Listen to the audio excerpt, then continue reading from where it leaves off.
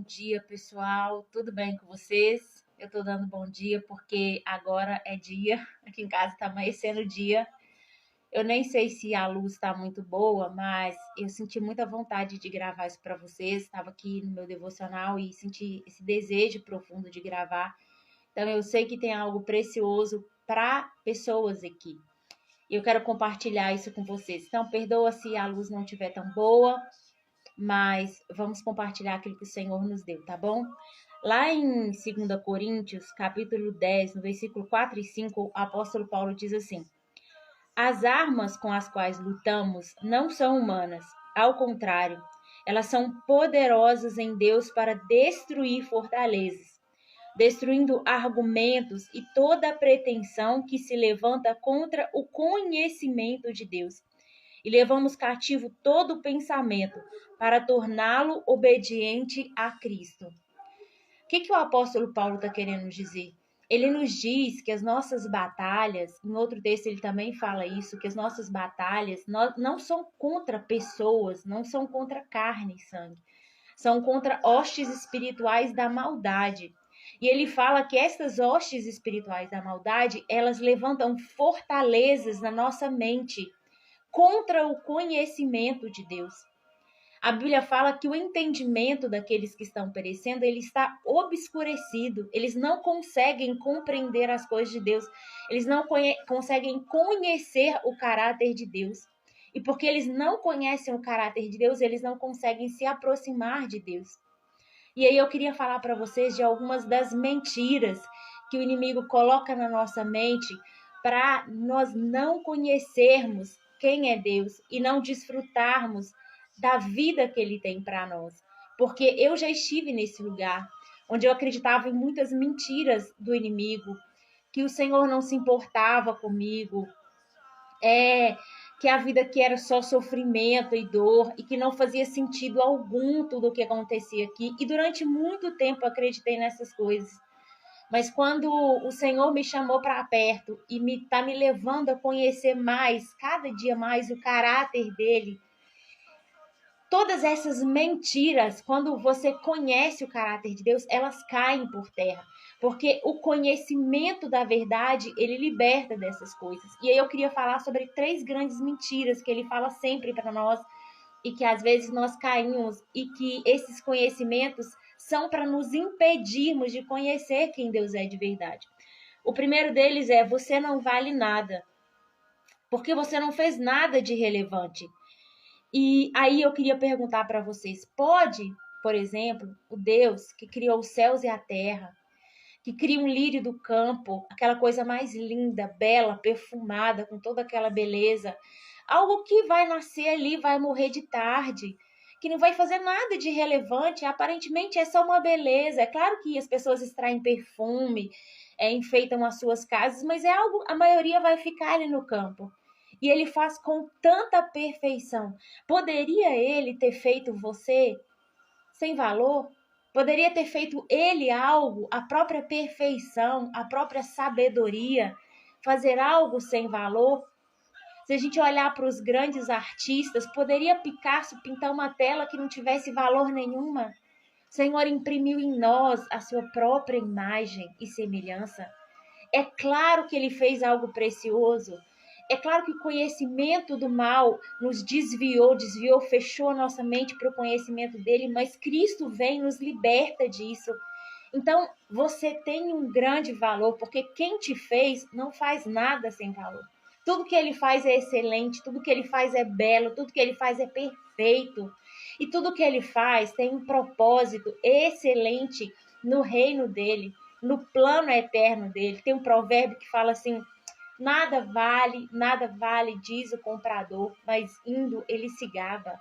Porque ele falou que aquela mercadoria que era preciosíssima não valia nada e convenceu a gente de que não valia nada. E quantos hoje têm sido convencidos de que eles, que foram criados pelas próprias mãos do Criador dos céus e da terra, do universo. Às vezes a gente admira a beleza do que Deus criou, mas não é capaz de olhar para a gente e falar assim, olha que coisa preciosa que Deus fez. Eu não estou dizendo que nós somos bons porque o mal veio e nos corrompeu, mas Cristo nos liberta dessa maldade. Eu estou dizendo que a obra que ele fez é perfeita, é linda, é excelente e tem um propósito excelente para o reino dele, porque senão ele não teria feito. Ele não faz nada irrelevante, nada que não sirva para nada. Entende isso? A segunda mentira que ele conta, ele não te ama. E ele não te ama, você não tem nenhum valor para ele, você foi um erro dos seus pais, seus pais, né, erraram, foi um acidente. Você não vale nada. E aí eu pergunto para você, alguém seria capaz de entregar a própria vida por outra pessoa sem que fosse um amor puro, genuíno, verdadeiro, íntegro? Não tem como. Ele morreu e ele morreu em morte de cruz. Ele deixou o céu de glória. Ele veio em forma humana. Ele assumiu os nossos pecados e sacrificou a própria vida. O Cordeiro perfeito sacrificou a própria vida por amor. A Bíblia diz que nisto é manifesto o amor de Deus por nós, em que ele nos amou quando nós ainda éramos pecadores. Esse amor, você não pode imaginar um amor tão grande. A nossa mente humana não é capaz de mensurar o que é esse amor. Por isso que tem uma canção que fala que é um escandaloso amor, é gigantesco. Ele se sacrifica para não nos perder. Ele se sacrifica para nos levar de volta para o plano eterno e perfeito que ele fez para nós. É isso que é o amor que ele tem por você. E não foi por uma pessoa, não. Foi para que todos nós tivéssemos a possibilidade de voltar para ele, para que nós pudéssemos voltar para ele.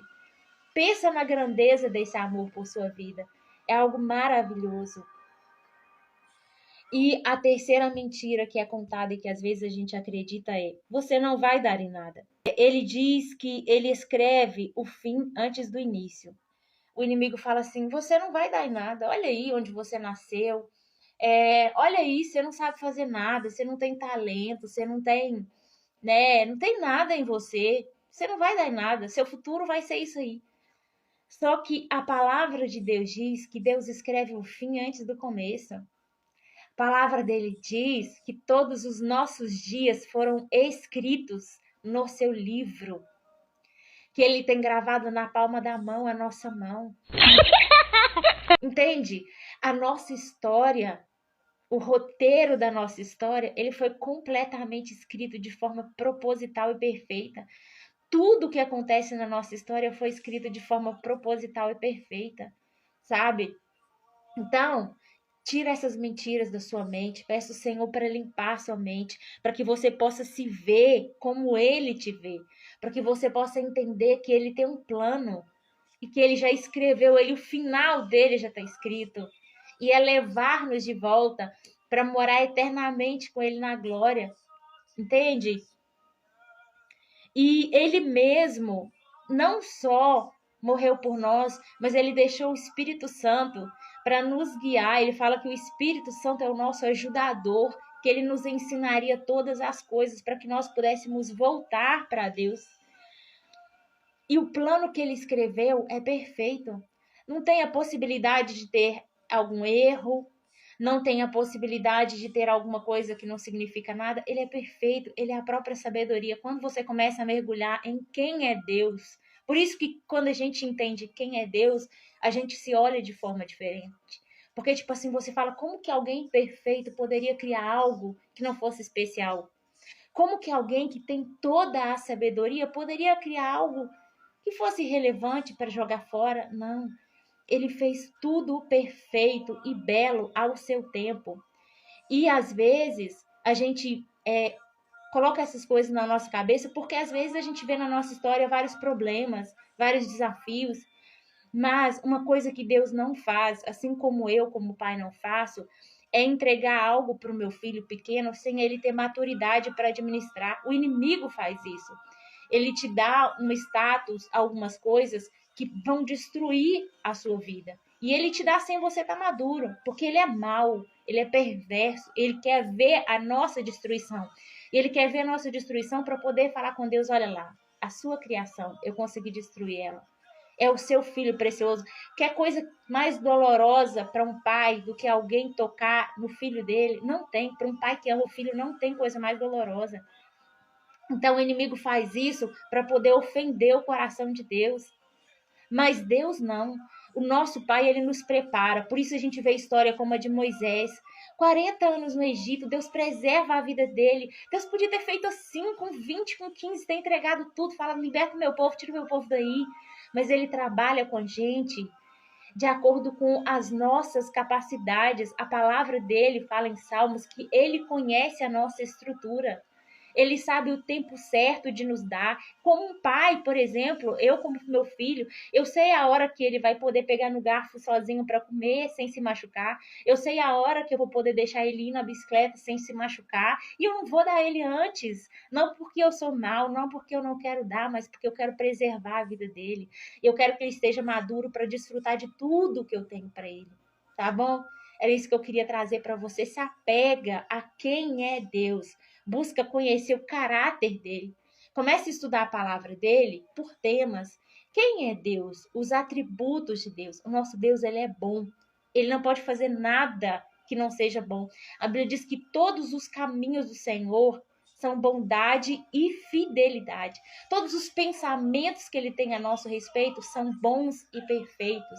Entendeu? E você foi criado para glorificar o nome dele, para voltar para ele, tá bom? Creia nisso, se apegue a isso e você vai ver como essas mentiras vão cair por terra. Porque quando você conhece a verdade sobre quem é Deus, as mentiras que Satanás colocou e às vezes ficou na nossa mente, anos, caem por terra. Porque o conhecimento da verdade, através do Espírito Santo de Deus, liberta, tá bom? Fica com Deus, que Deus te abençoe. Se você não é inscrito no canal, se inscreva, curte e compartilha para que mais pessoas possam ter acesso ao conhecimento e possam ser libertas e desfrutar da vida plena e abundante que Jesus morreu na cruz para nos dar.